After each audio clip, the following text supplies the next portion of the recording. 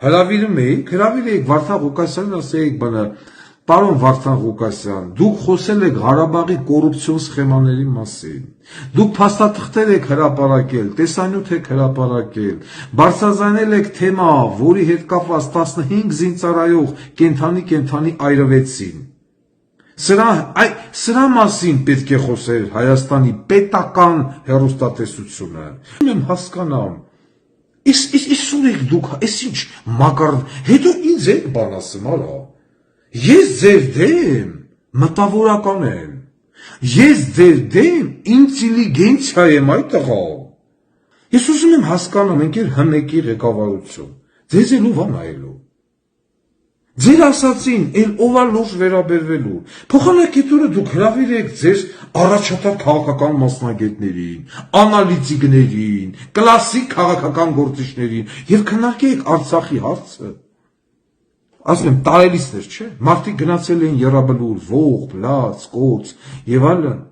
Փոխանակ քննարկեք կոռուպցիոն սխեմաները, ինչու մենք Արցախը կորցրեցինք։ Այդ ոնց ստացվեց այդ 15 հոգին կենդանի վառան եւ այլ կարեւորը կոռուպցիայի թեման, վերջիվերջո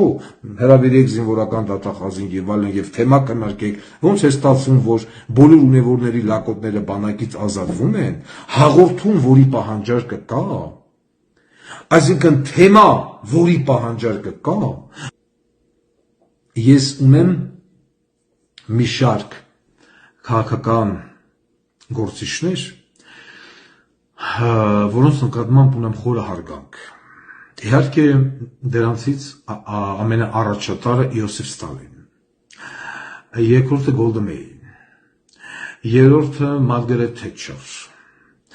չորրորդը Դե Գոլ, հինգը Մուսոլինի եւ այդպես շարունակ։ Ուրեմն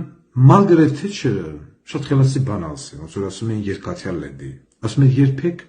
մի լսեք քննադատություններ, երբեք, որովհետև եթե անգամ դուք կարողանայիք ջրի վրայով քայլել, կգտնվի մի հատ բոզի տղա, տեսեք, ինքը լողանալ չգիտի։